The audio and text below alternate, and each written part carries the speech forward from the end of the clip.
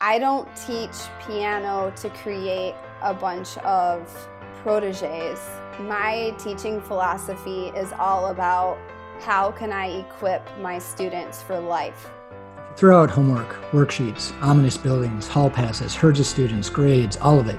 What would you build? If you start with the amazing thing that is a young person, how would you honor all of their strengths and abilities? How would you remember that this is about them? If Dewey was right, and education is not preparation for life, education is life itself, we need to do more than rebuild schooling. We need to rethink living. Welcome to the Education is Life podcast, where we're having honest discussions on the state of education, where it is, where it can be, and all of the stories in between. Welcome back to Education is Life. Rob Hughey here. Exciting episode for you today. We have Adrienne Shroeder with us, who is the creator and founder of Mindful Music, and her approach to teaching music, how she uses it in her own life, on her own journey, and how she brings that to her students. It's just truly a great story, and super excited to share that with you today. Adrienne, welcome to the show. Thank you. I'm so happy to be here. And we're happy to have you. So, doing some research about you, and one of the lines from your website really got me. I was raised by magicians. I was raised by musicians, right? But it felt like magicians. It felt like, this statement felt more like I was raised by wolves, like the statement that had to be made. What was it like growing up in a house full of music? To me, it felt like breathing. And I think I didn't realize what it was like until I got out of grad school and I looked around and I was not around musicians for the first time ever. And I was like, oh, we do some interesting things. Yeah, my folks met in music school. And then, so I was just, from the time I was born, surrounded by music, like always around my mom's marching band. And I mean, they'd be gigging. And so it would be me and my two siblings, like at the gigs, like wrangling each other somewhere in the audience. And then my dad was the music director at the church I grew up going to. So it was just constantly a part, like the piano was always being played. And yeah, it sounds like it was part of just the culture, the fabric of the family, and the community that both your parents ended up surrounding themselves with. A marching band. I don't know too many adults in marching bands. Well, she was an educator, so she had like a high school marching band that I was just around all the time. And so I'm assuming you weren't someone who was forced to sit at the piano and practice for your hour practice every day. It was something that came more naturally than that. I think I had a natural love for music. There was also like anything my parents told me to do, like I wanted to do the direct opposite. So there was some of that, like, you have to do this, and, but I really did love it. I started on piano, and just being in the culture of something that was really instilled in us from a very young age is like, your purpose on the planet is to like do your best. I was always in competitions, like starting really, really young with piano, and I loved it. At the same time, just the competitive culture of like going for a whole day on a Saturday and going to like 8 different rooms with 8 different judges when you're like 6 it can be harsh and aggressive.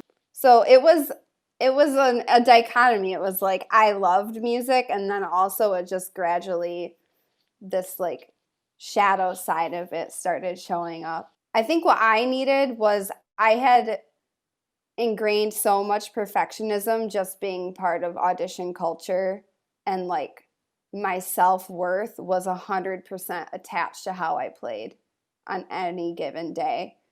And it was like paralyzing, not to mention not fun. Like, it's not fun to live life when you feel bad about yourself and who you are all the time. So I think letting other people tell you whether you're good or not your whole life, right? Oh, yeah. Because, I mean, especially in classical music, there's like, for hundreds of years, it's been played this way. So, like, this is the right way. And again, a paradox, because it's like, I respect the art form very much. At the same time, I really respect creativity. So it's like, how do I hold both?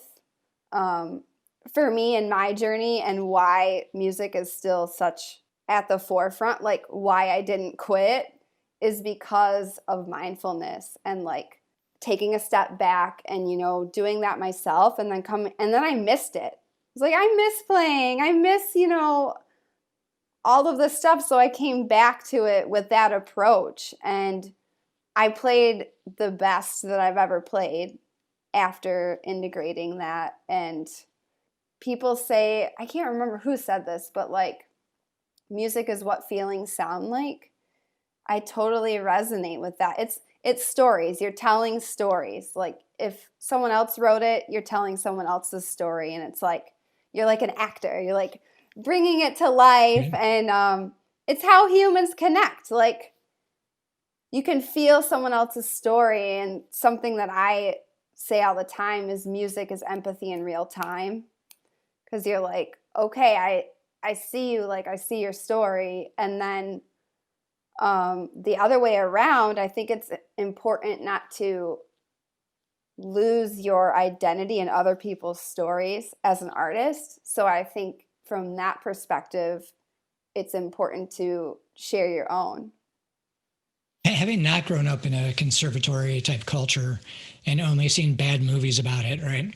The people who really enjoy that style and that approach to music, I'm assuming they consider themselves to be artists, right? Mm-hmm. But it does seem to lack that creativity. It feels like you are that kind of like, do this exactly as it's always been done. And if you can master that, then you can try something even harder to do how it's Mm-hmm. always been done. And you kind of Right. till you get to, I don't know, Tchaikovsky or something, who, you know, in some super technical, difficult piece that I'd imagine is also giving them a sense of satisfaction that they are able to move up that ladder and do those things. Mm-hmm. How many people end up going through this struggle that you did, of that, like, I want to be more creative and take a different path? I would say, in terms of the creativity, like you can definitely find creativity for sure in classical, and it's more, I would say that's more in chamber music rather than like if you're sitting in an orchestra, like the person at the front waving the baton is going to be like the painter, and then every person playing is like a color. So he usually gets to choose the color. I would say a lot of people go through that in terms of like the relationship with yourself in relation to your playing. I've never met a musician that hasn't gone through that struggle or continues to, because it's Well, so this, personal. yeah, well, this meditative moment that you had, you know, what was the catalyst for doing that, to taking that step back? And how did you choose the tools that you were going to use during that time? Had you started meditating prior to that? Just kind of, how did it all play out? I've been obsessed with professional and personal development. There was a moment I went to a conference when I was an undergrad with my future teacher for my master's, and he did this whole presentation. And one of the things he said is, everything is a choice. And at the time, I was like, this guy is like totally off his rocker. Like everything's not a choice. Like I have to do all the A, B, C, D, and it was such a flip. And then one of my friends next to me, they like handed me a note with a quote on it, and it was another aha moment. It was like, put your oxygen mask on first before assisting others. And it was just a bunch of stuff like that that I had never been exposed to before. And so for me, that was a flip. But it didn't come to full fruition until the end of my master's. I had my recital and I did not play well. Like my mental game was so off. My heart game was completely off. I felt like I didn't even know who I was. And I think a lot of musicians go through this as well. Like I was so unhappy. Like I had a drinking problem, and it was having some really difficult moments with that I finally was like, okay, I'm hurting people around me. I'm hurting myself. Like, I don't even know who I am anymore. And it was like, full stop, slam on the Yeah, brakes. big moments. Yeah. And I'm grateful I had them at such a relatively young age. Like, that all came to fruition in my early 20s. So hopefully front loaded most of that. Well, what advice would you give to other people stuck in that same kind of moment? I would say listen to the whisper. Like, So mysterious. yeah, like there's a whisper in your heart that is telling you where you want to go and like what's possible. And you're a human, and humans struggle, and humans make mistakes, and humans learn, and sometimes it's painful, and it's all about getting back up and loving yourself while you get back up. Great story. Very, that is a lot to go through by the time you're in your early 20s, but it also means that you have the rest of your life to keep learning from those mistakes that you made early on. Mm-hmm. Or not even necessarily mistakes, just experiences, right? Mm-hmm. And recognizing that that's not who you wanted to be and what was going on. So Mm-hmm. you dove into what type of meditation do you do? I was just doing, Deepak Chopra, like the guided for a while, and now I'm doing, like, I'll do mantra based, or I'm a big fan of Lauren Roche right now. Um, it's more like come as you are and not so much dogmatic. It's his thing is the only way you can do it wrong is to try. It's like just being with yourself. So I do it every morning. It's greasing the wheels. That and just I was reading books, like psychology and philosophy, and I'm on this a whole like yoga deep dive right now. So, No, and I noticed, you also have this, you're still taking horn lessons from my understanding. hmm I mean, And not so, super regularly at this point, but yeah. and so I think that just speaks to like a lifelong understanding of what mastery is like and what it takes to really stay up with your craft in a way that you enjoy. That you're never hmm there's always something to be learned, some new way to try things and develop. And hmm I don't think very many young people think of like their teachers or their parents even or other people like still taking lessons and stuff. You're old, you should know how to do that. And so I think that's a great model and a great story. I, when did you decide that you wanted to work with young people? Oh, it was an accident. I I first I moved up to Chicago. So during that whole like my life unraveling after grad school, I moved to Chicago. I didn't know anybody, and I had $300 and no job. And I was like, well, people go to cities to gig, so I'm doing that. Like I did my master's at Indiana, so I came up here and just worked. I just, made it happen. And 2015 to 2016, my whole goal when I got up here was like, I want to be doing music full time. Like, that's like a huge milestone. Like, I want to pay my rent and do everything just only with music income. So then I got a teaching job and became part of a teaching group where I was teaching in-home piano lessons. And that was more of like teaching the private lessons. I was just like, this is what musicians do. Like, they teach lessons during the day and then they gig at night. Like, my head was totally in gig land, with not really thinking too much about pursuing teaching long term. And then I just fell in love with it. Just connecting and thinking about my experiences and like the harsh teaching situations that I had been in, and like making a personal vow, like I want to be a transmutation of that. Like, I want to be the opposite of that. Like I want to, rather than like push, what would it be like to help people rise and include the mindfulness? Because I think excellence and mindfulness, it's not one or the other. I think I don't teach piano to create a bunch of proteges. My teaching philosophy is all about how can I equip my students for life? Because consistency, expression, like autonomy, trusting your intuition, creativity, independent thinking, following through on what you say you're going to do, like all of these things are life skills.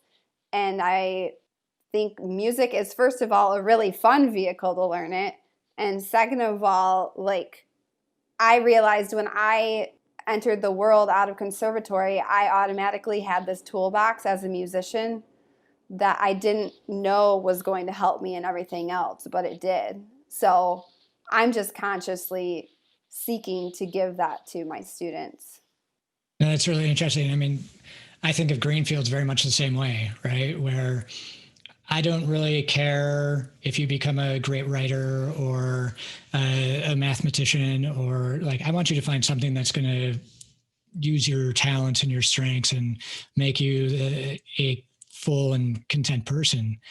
I can't predict what that's going to be for you. And I don't know how many people, I mean, you're probably on the rarer side of this that, in fourth, fifth, sixth, seventh, eighth grade knew what they wanted to do the rest of their lives. Or just had music as part of that. But we don't even know what the world's going to look like by the time these kids get out of school, right? The talk is that 85% of the jobs that will be out there don't even exist today. When you think about the speed of change that we're going through, all we can really do is equip them with the tools. And so we really use the content of math and reading and writing as ways to develop lifelong skills in terms of holding yourself to high standards, setting good goals, being a good partner, being a good leader, being a good follower, all those other types of things that are going to help you for the rest of your life. Mm-hmm. And I think music definitely falls into that. I know your approach to teaching is different than like your classical piano teacher or horn instructor. When did you start to develop your teaching philosophy, and what does it look like? So I first started thinking about it just based on my own story.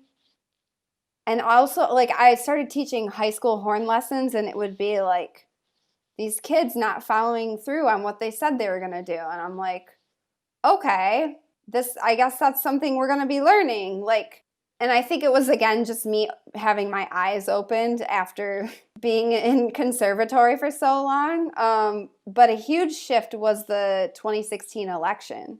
And it became very, very clear to me that there were a lot of people and just the culture was lacking empathy, independent thinking, and being able to express things and listen and things that I think are just human. And it was so divisive. And I remember I journaled and I was like very upset. I went to where I was teaching and they said the Pledge of Allegiance and they said liberty and justice for all. And I like went to the bathroom and cried. And then I like went home and journaled and I was like, okay, what can I do in my current medium to make a difference? And like I came up with, it's 3 pillars. It's autonomy, awareness, and expression. It's like a circle, it's like a cycle. So the first, it's everything based on autonomy, like everything is a choice. It's the Margaret Mead not saying what to think, maybe how to think, like asking awesome questions and then helping them ask themselves questions. And just really, I think a lot of times people get to be 18 and then all of a sudden they have to make all these decisions, but they've never actually made one before. And it's like we set them up for failure. So I really believed in that, especially the independent thinking. And then the second part, awareness. So that's when the mindfulness comes in. And like music is a great vehicle for this because you're constantly becoming more aware of your playing. Like, oh, what were the notes? Like, how did this sound? Did I like that? Did it work? And the cool thing about awareness is you get to take the observer view. It's like neutral. It's just information. It's like the note either matched what's on the page or it didn't. It's not like, oh my God, I'm a terrible person because I played a wrong note. So really heightening the awareness, and not only of themselves, but like the world around them. So that's like when you play with other people, like, are you listening? Like, can you match the vibe? It's like emotional intelligence to me. And then the third thing, expression, is combining the first two. So like their own ideas and thoughts based in awareness that they've gained about themselves and the world, expressed out into the world, like their own gifts and unique ideas and unique genius out into the world. And it's like lather, rinse, repeat. And I was saying to you before we recorded, like, I do this in my life. It's like it all starts with autonomy. And then, okay, awareness, gather information, and it's just information. And then expression. And then we go again. Do you have your students record themselves and listen to themselves? Is that part of the awareness piece, or? Yeah, it depends on their age. A lot of times we do it in real time, just reflection right after. And something that I ask first now, which I didn't used to, is how did it feel? There's a lot of information usually in that question. And so how do you change those questions based on age? I mean, I think they're the like similar questions. I might ask them in a different way or have more depth for like the older kids and based on their personality as well. With the younger ones, I still ask how it felt though, because I think that's important. So something I don't think it varies that much, because I think they're people, right? And if we talk down to younger kids, then I feel like they behave or identify down. So I'm not dropping F-bombs all day with my 5-year-olds. Just the 10-year-olds. Yeah. But I think I talk to them pretty similar, actually. I think one of the things as adults we miss about young people is they may not be mini adults, but they are full-fledged humans with all the emotions and feelings that come with that. And to not honor those things in them, it does get them to think that they don't matter, their opinions don't matter, that nobody hears them. And I see so many adult to young person interactions that are very from a authoritarian type spot. And I know best, even when they're like sharing their own stories. Like, I'm only going to share a story about when I fell down and got back up. I'm never going to share a story about when I just like collapsed and couldn't get back up and cried for 2 weeks. Right? Because I know they need to be strong. And what we put young people through these days, just with the overscheduling, I mean, not anymore. When we first started doing this podcast, the pandemic had just started. And so we put like little, hey, this one was taped during the pandemic, right? And so it's probably going to be different. And now we're like 10 months in and it's like, no, it is, right? Yeah. But so these times, like going to that much less scheduled time has been great for our family, and being able to like spend more time together and talk about things that are meaningful rather than like rushing around from place to place and doing all these extracurricular activities, in addition to loading them up with a bunch of homework. And not allowing them to make any decisions. And because of the way college admissions work, or if you're unfortunate enough to have to deal with the CPS system and how selective enrollment high schools work, you basically aren't allowed to make an academic mistake if you want to keep your opportunities open. And I think the pressure on that is ridiculous, and it breaks a lot of kids. And I've actually had conversations specifically about that recently. And to what end? right? Even what we do to them in college, I mean, in high school, in the name of getting into college, it's like, okay, you're going to go to class for what, 30 hours a week. Then we're going to give you another 15 to 20 hours worth of homework on top of that. And then you need to do a sport, some type of extracurricular to make sure your resume looks good. So you're up until midnight, 1 o'clock every night. And throughout every day of that, you are making no decisions. Everything's been laid out for you. Mm-hmm. And then you get to college and you're doing what? 12 hours of class a week, maybe 15. And you're needing to figure out when you're going to do your homework or how you're going to structure working on this 20-page paper. Or even just the discipline and self-regulation of going out. And, what happens to that? Like, we do a very poor job of helping them become, well, to use your words, right? Helping them understand that they are the ones who are making the decisions, right? Helping them be aware of everything that's going on around them and finding ways to express themselves that express the best parts of themselves and improves their community. Right. Those are the skills that you need. And I think K-12 does a pretty poor job of preparing people for college. Not to mention college does a pretty poor job of preparing people for the world after college.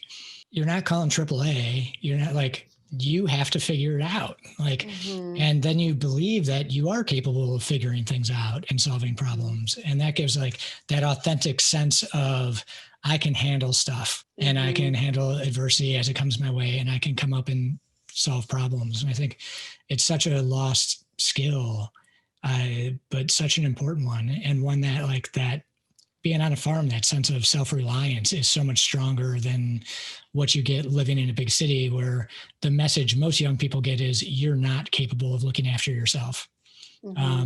You can't walk across the big street. You can't go to the park by yourself. You can't ride the train by yourself, right? All these things. And then suddenly you're in college all by yourself.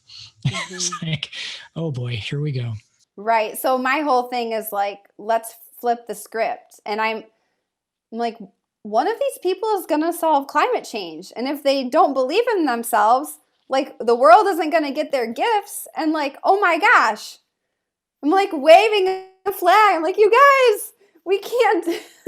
I mean, we could. It's not going to serve us in a positive way, but like we can change the culture and let people be who they are and then light a fire under them so they can grow. Yeah, I think with the advent of artificial intelligence and that becoming such an overwhelming piece, and, we spend years and years teaching young people how to do math by hand, that a computer is always going to be better than the math. And, to me, that's like, well, what if we instead spend our time understanding what math can do and then how to use computers to do that math for us?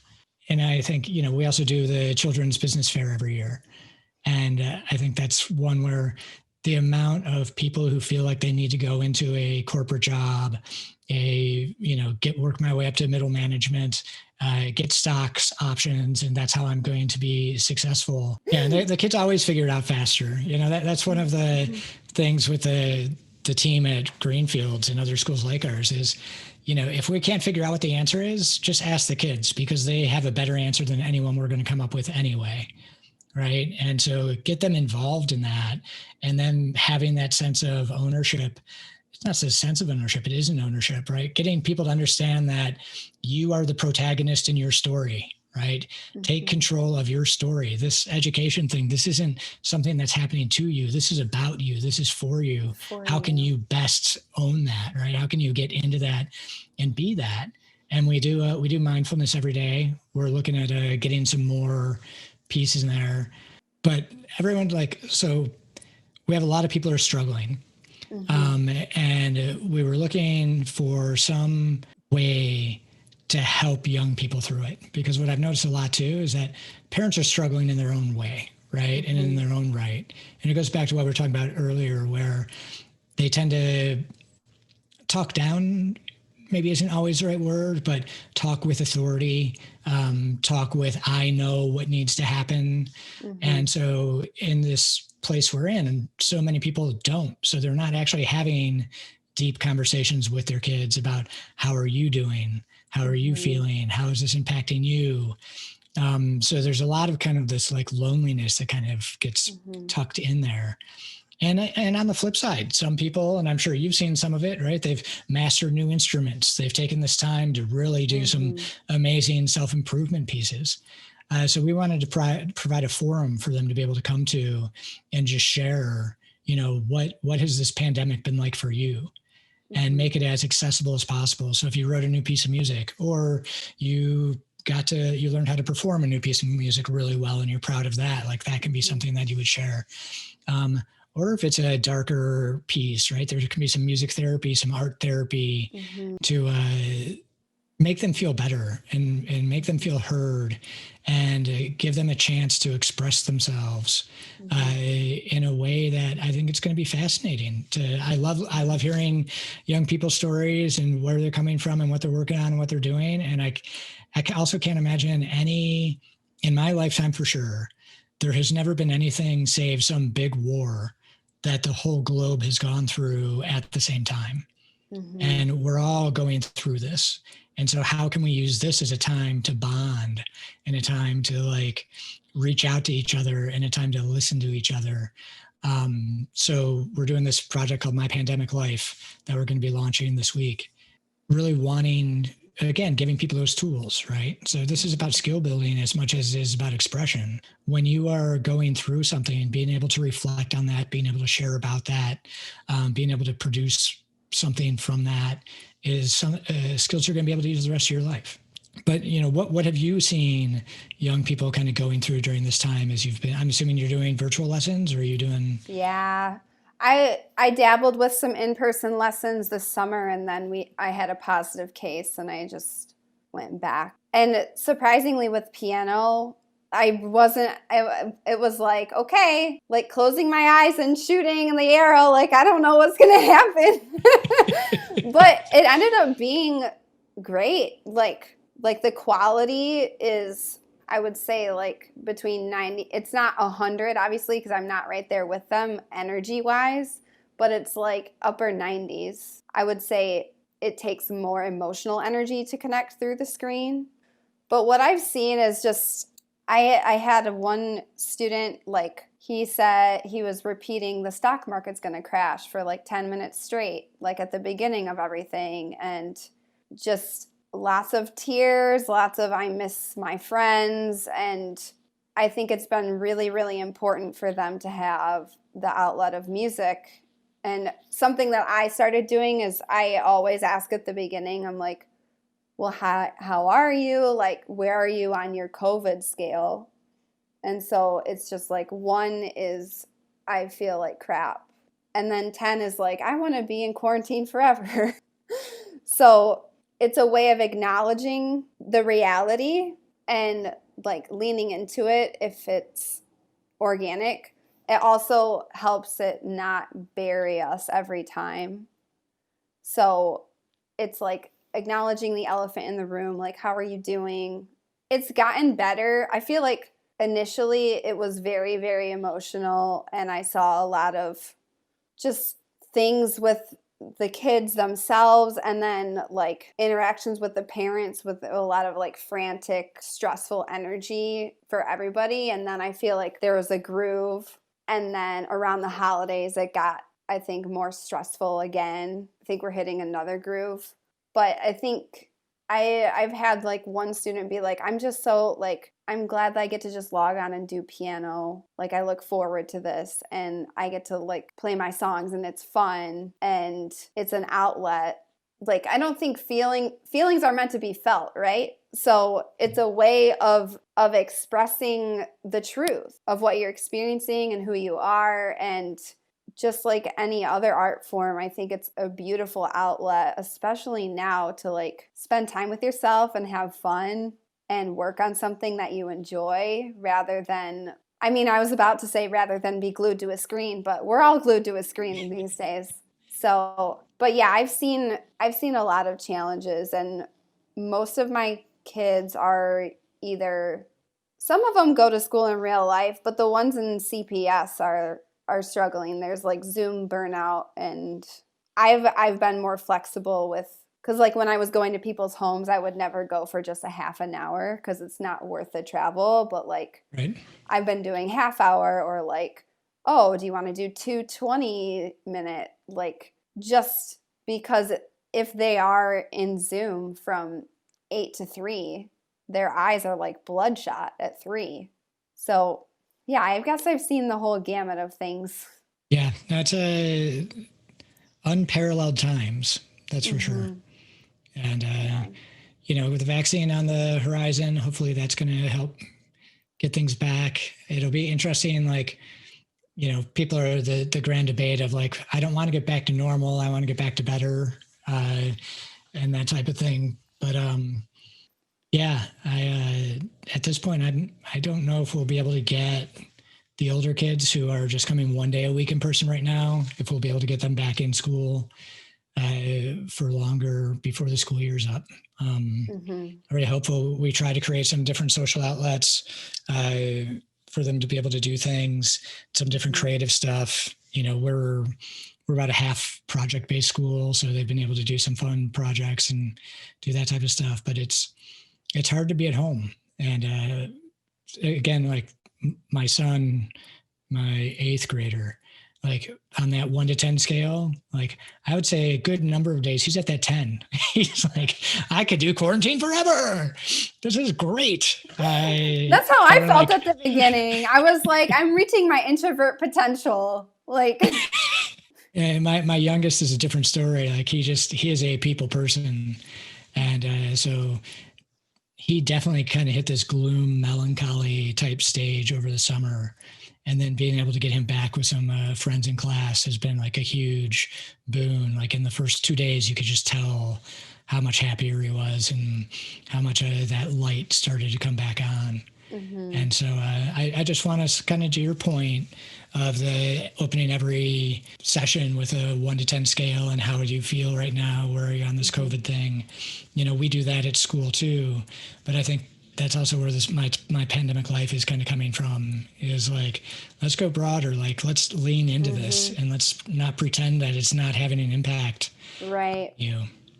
And, Right. and maybe it is a good impact. Right. And that's why it's like, feel free to share whatever you want. My 10, he is you ever hear of Wim Hof? Oh yeah. Oh, I take ice showers every day. I'm that person. I literally That is hysterical. He is super into Wim Hof. For Christmas, he got a poster. He has a sweatshirt that said "Cold is my friend." Oh my God. And he's trying to plan. I don't know where he is on the planning right now, but he's trying to plan a polar plunge. I was just texting my friend about a polar plunge this morning. So that is funny. Now I don't even know why I brought it up. Oh, that was something that he got into, right? And he's doing videos on deliberate practice so other people can understand what that's like. And it's become a big part of him, is that I can master new and complex things. But I'm also pretty happy doing that by myself in my room. So Yeah. but it's also different. I can't imagine, like when I was a kid, we didn't have ways of connecting other than in person. Three-way calling came out on phones when I was in high school. So, you'd get on the house phone and there's only one in the house, so no one else was allowed to use it. And then you could hook up with 2 other people at the same time. Could you imagine? And, or the pandemic in like 1918, like I can't imagine what that was like. Well, and I keep saying that too, like when people get pissed about technology or like exhausted, like it makes sense. And I am so grateful because can you imagine like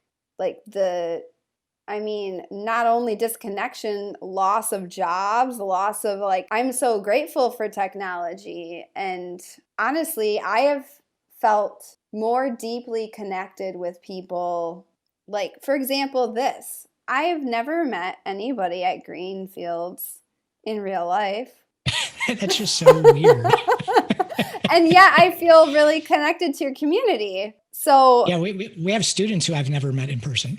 Yeah. Like that just seems so weird to me. Like how's that even possible? Yeah, and that's something too, like with piano, I've started kids virtually. And again, it was one of those things. I'm like, okay, let's roll the dice, like see what happens here. And I feel so connected to them. And we're like sending each other holiday cards, and I Okay. know their dogs' names and all, like it's pretty magical. It's awesome. And Yeah, getting the little tours of the house and stuff. yeah, and also just watching them light up when they play a song, or like have a breakthrough at the piano, or something that I do is they can create their own songs, but like if they want to play Taylor Swift or Frozen or anything like that, like I just arrange it for their level. And so it's like a joy thing. It's a presence thing. It's Yeah, awesome. yeah, yeah. Our holiday get together for the guides for the staff was we had gift baskets for everybody. And I keep joking with Dana on Instagram. I'm like, it's my soulmate school. Like we have the same mission in a different outfit. Like mine's just music. So Yeah, and it's I think it's awesome. and I think that's a great way of saying it too, because I feel like extracurriculars, whether they be sports or music or physical art or performance art, whatever it is, that's where so many young people do develop kind of their sense of identity and do develop their skills, because it's something that, at least most of the time, they chose to do. Right. Sometimes their parents made them do it, understood. But it's like, this is something they chose to do, something that they want to experience, something that they want to get better at. And that is so key to true skill development and deeper learning and understanding of yourself. And if we can get that to happen within the school day, I think then we're like really leveraging these kids to do amazing things. Hmm. But so I'm going to put you on the spot a little bit. Oh yeah. Do you have your horn near you or It's piano? over. I have my piano there. Yeah. Maybe you can give us some outro Move music, some move my pandemic outro music. here, let me move my get up here. I'm all hooked into everything. I just always feel strange talking to a musician and never hear any of their music. I'll stand up at the keyboard. How about that? Ooh, that's exciting.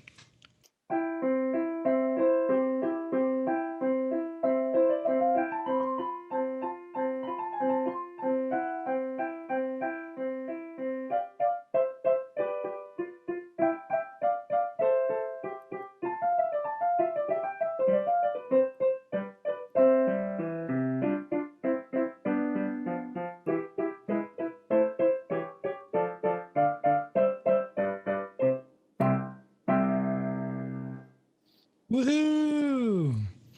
Adrienne, thanks for joining us today. I had a really great time.